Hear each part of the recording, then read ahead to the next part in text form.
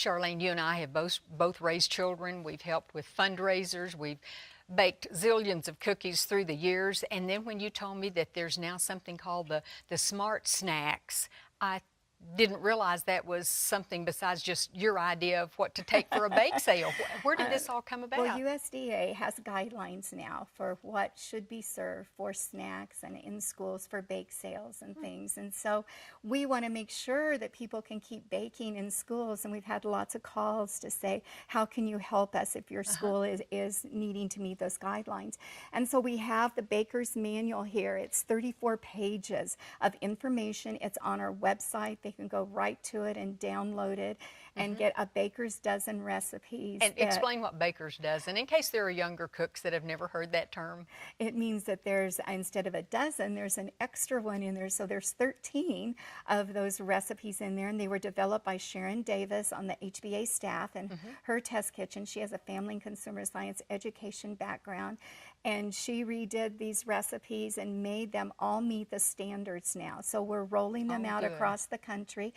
We had a grant from the Kansas Department of Education to develop these recipes. So we worked in conjunction with them, and we're just very excited that we can make them available to anyone.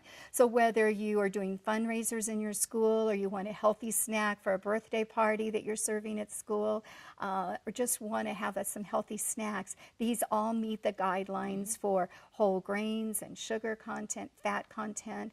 When you go to our website, you'll see all the guidelines there and how these recipes meet them, and then the nutritional standards are there for each recipe as well. Now, this excludes things that kids might bring from home or put in their lunchbox or anything like that.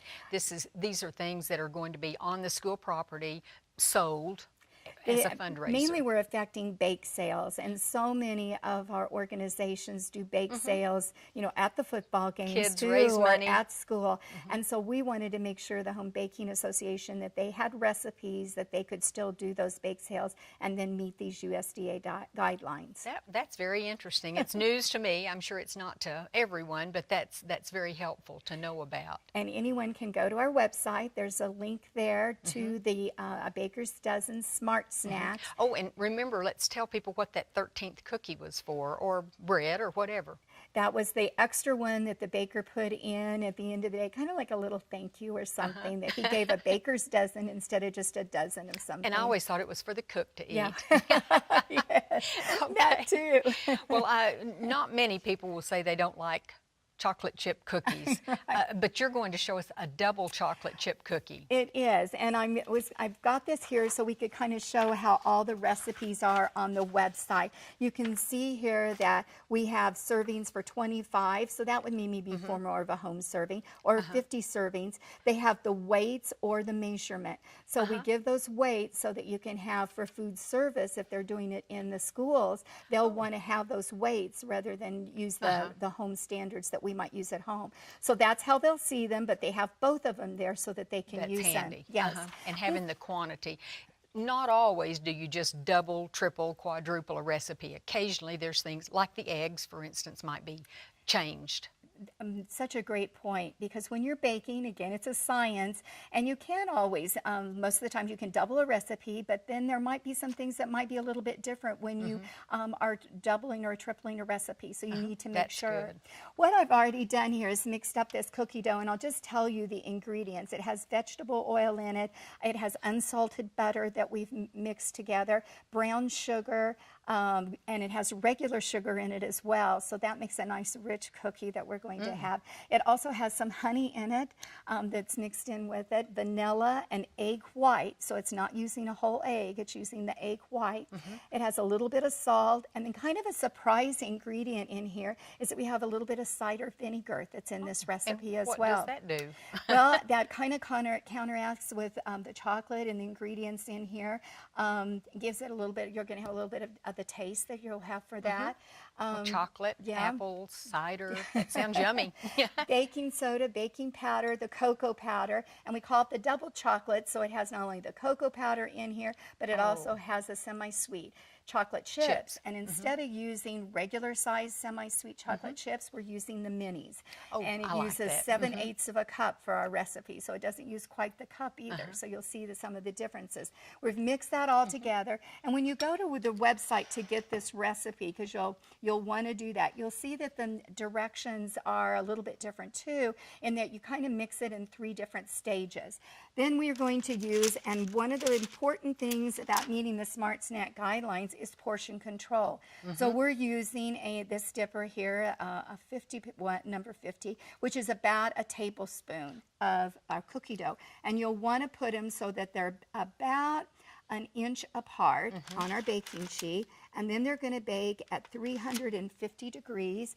And let me see, these particular cookies are going to bake for about, 15 minutes, I think, for our cookies. So And we'll it put them in there and fill sometimes that on the oven too. Yes. You need to watch it. I because think the for first batch. schools, they're going to be doing the convection ovens. They might be cooking a little bit faster, and we have both directions on there. Another thing I wanted to show you for a tip for meeting Smart Snack guidelines is the drizzle. And instead of frosting cinnamon rolls and cakes and cookies and things, we're using a drizzle. So we make a thin drizzle that kind of drips off the spoon like that, and then just drizzle on the cookie rather than frosting it. And again, that helps meet these guidelines for the Smart Snack. And that'll set up, and you'll have a nice glaze that'll go on that for a drizzle for your cookie. Well, Another good tip. idea. One of the pages in here has a whole list of ideas and suggestions for how you meet those Smart Snack guidelines.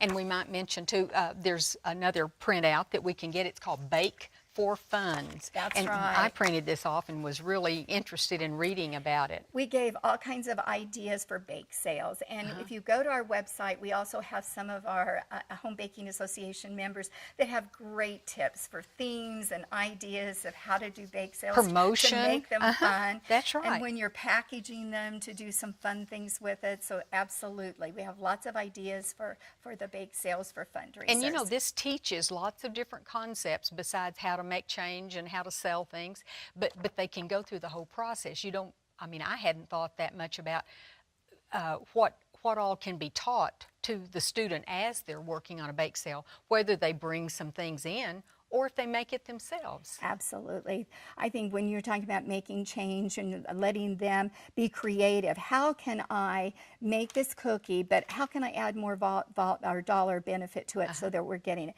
Maybe we make something that's a little more special. Maybe we add the drizzle to it so it's not a plain cookie. Maybe we give choices so that our customers can buy the plain or drizzle. But you're right. Let them have those experiences that they'll use later in life. That's true. Well, thank you so much for all of these tips. Thank you.